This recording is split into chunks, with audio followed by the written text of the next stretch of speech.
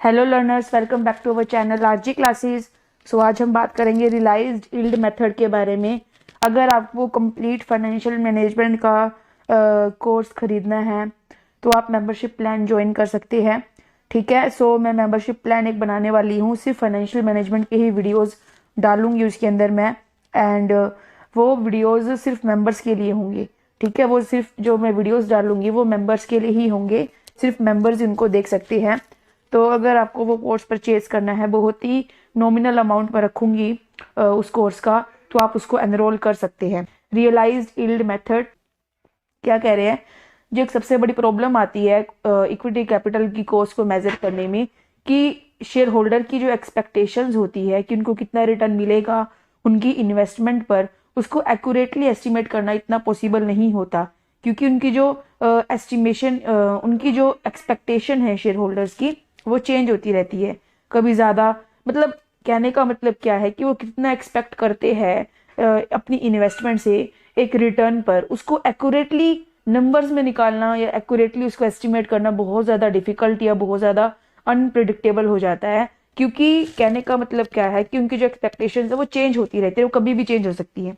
ठीक है, उनकी एक्सपेक्टेशंस। सो ये पॉसिबल नहीं है कि हम एस्टिमेट कर पाए कि उनके फ्यूचर डिविडेंड्स क्या होंगे। और फ्यूचर जो, और बेसिकली जो डिविडेंड्स होते हैं वो कंपनी की अर्निंग्स पर भी डिपेंड करते हैं। कंपनी जितना अर्न करेगी बेसिकली उस पर भी डिपेंड करते हैं उसको डिविडेंड कितना मिल सकता है।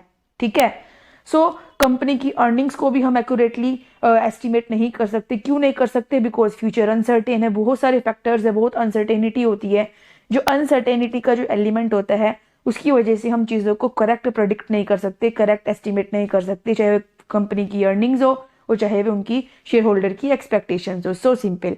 सो जो रियलाइज्ड यील्ड मेथड है इसी प्रॉब्लम को ओवरकम करता है। तो इसमें हम क्या एज्यूम करते हैं, इसमें हम बेसिकली ये एज्यूम करते हैं कि जो शेयर होल्डर्स है वो क्या एक्सपेक्ट करेगा, same rate of return expect करेगा फ्यूचर में जो उसको पास्ट में मिला था।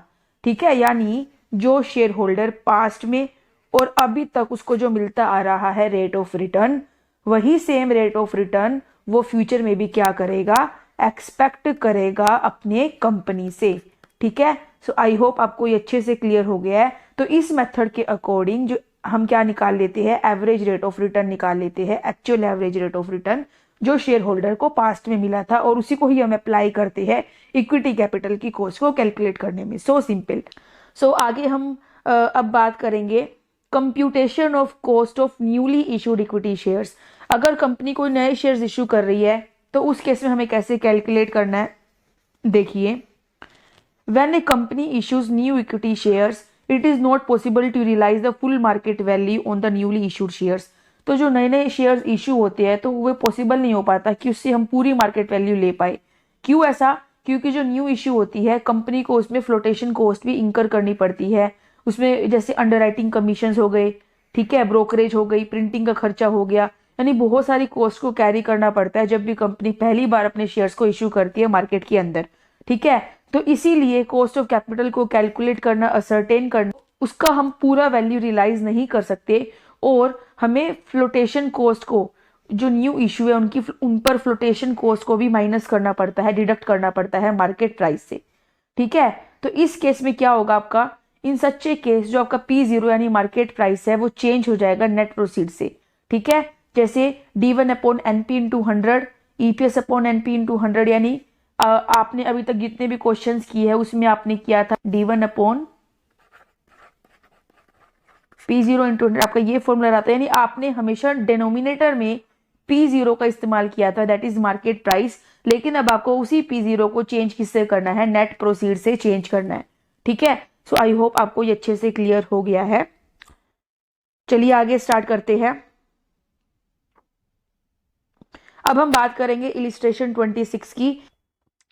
X limited is considering to raise funds. अब एक्स लिमिटेड अपने फंड्स को रेज करेगी, कैसे? अब वो 5 lakh new equity shares market में इशू करेगी। ठीक है, 10 रुपए का एक होगा और 20 रुपए का प्रीमियम होगा पर शेयर। जो इशू एक्सपेंसेस आ रहे हैं वो एक, यानी पर शेयर 1 रुपीज का कंपनी एक्सपेंस इंकर कर रही है। और कंपनी जो डिविडेंड पे कर रही है वो 4 पर शेयर कर रही है बच्चों। ठीक है, 4 पर शेयर वो कंपनी अपने शेयर होल्डर्स को डिविडेंड पे कर रही है। तो 5 लाख का अगर हम 4 से मल्टीप्लाई करें तो आपका आ जाएगा 20 लाख। और अगर आपको कॉस्ट निकालनी है 1 रुपीज, अगर आपको इशू एक्सपेंसेस निकालने हैं तो आप 1 को 5 लाख से मल्टीप्लाई कर दीजिए, तो आपको जो इशू एक्सपेंस आएगा वो 5 लाख आएगा। तो अब हमें कॉस्ट निकालनी है न्यूली इशूड इक्विटी शेयर्स की। जहां पर भी आपको कॉस्ट ऑफ कैपिटल वाले क्वेश्चंस के अंदर न्यूली टर्म देखने को मिल जाएगी, तो इसका मतलब वहां पर आपको एनपी का यूज करना है, ना कि P0 का। क्लियर हो गया आपको? सो आई होप आपको ये अच्छे से क्लियर हो गया है। तो D1 आपका 4 हो जाएगा। ठीक है, अब आप ये देखिए टोटल वैल्यू कितनी है शेयर्स की। 10 रुपीज का शेयर है एक, लेकिन हम साथ में 20 रुपीज का प्रीमियम भी ले रहे हैं, तो यानी 30 रुपीज में हम एक शेयर इशू कर रहे हैं। आई होप ये पेन का कलर नहीं दिख रहा। 30 रुपीज में हम शेयर को इश्यू कर रहे हैं और आपको 1 रुपए का एक्सपेंस भी उठाना पड़ रहा है। तो आपने यहाँ पर 30 लिखा -1 × 100, तो कंपनी को जो न्यूली इशूड इक्विटी शेयर्स की कॉस्ट पड़ रही है वो 13.79% पड़ रही है। इसको आप ऐसे भी कर सकते हैं दूसरे शब्दों में, अगर आप करना चाहे। अभी जैसे आपको मैंने बताया था कि अगर आप 4 को 5 से मल्टीप्लाई करते हैं तो आपका जो D1 आएगा वो 20 लाख आएगा। जो प्राइस बनती है शेयर्स को इश्यू करने के लिए वो 30 बनती है, तो आपका जो आएगा कंप्लीट, अगर आप इसको 30 से मल्टीप्लाई करेंगे 5 लाख को, तो आपका बनेगा 1,50,00,000। ठीक है, और आपने इसमें से 5 लाख के इशू एक्सपेंस माइनस कर दिए इंटू 100, तो भी आपका 13.79% ही आंसर आएगा। अब हम बात करेंगे इलिस्ट्रेशन 27 की। इसमें देखिए जो वाई है वो 1 लाख इक्विटी शेयर्स को इशू कर रहा है।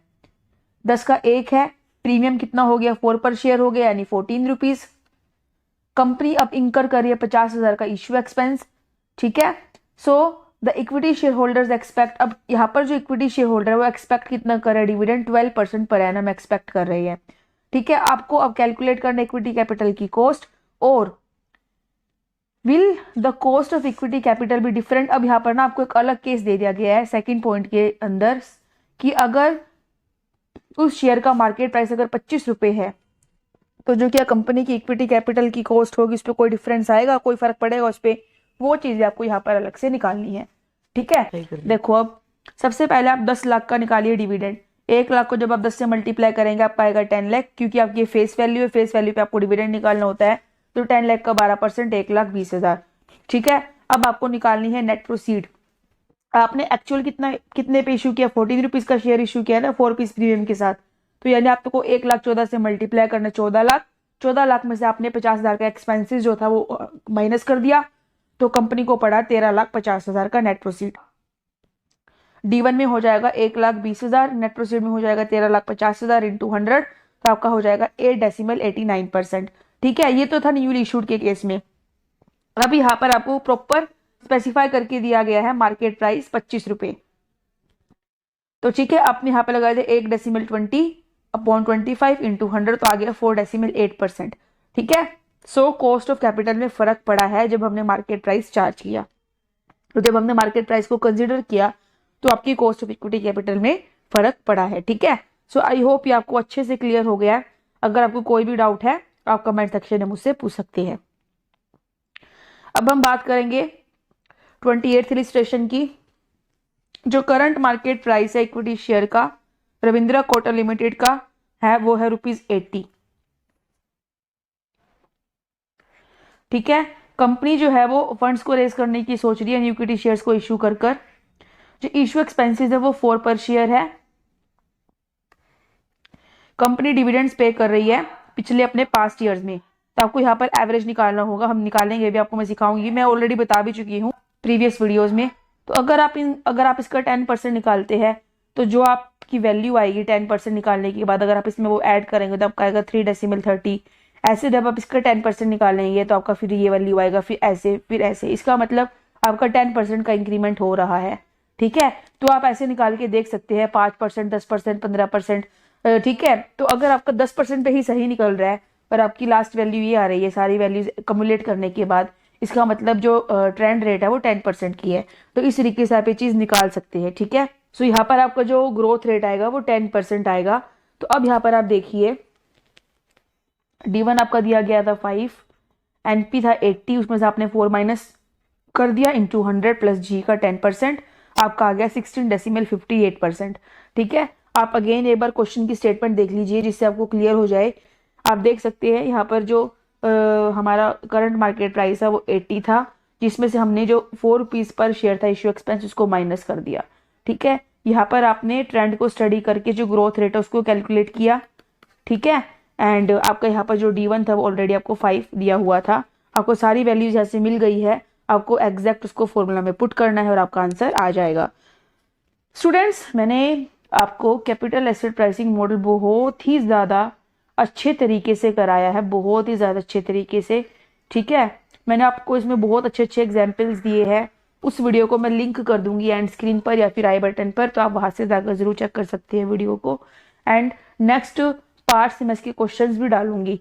तो अगर आपको पूरा फाइनेंशियल मैनेजमेंट का कोर्स नहीं खरीदना है या बाय नहीं करना है, तो आप खाली अगर आपको आगे कॉस्ट ऑफ कैपिटल का ही फुल चैप्टर कंप्लीट करना है तो आप उसके लिए ये कोर्स ज्वाइन कर सकते हैं।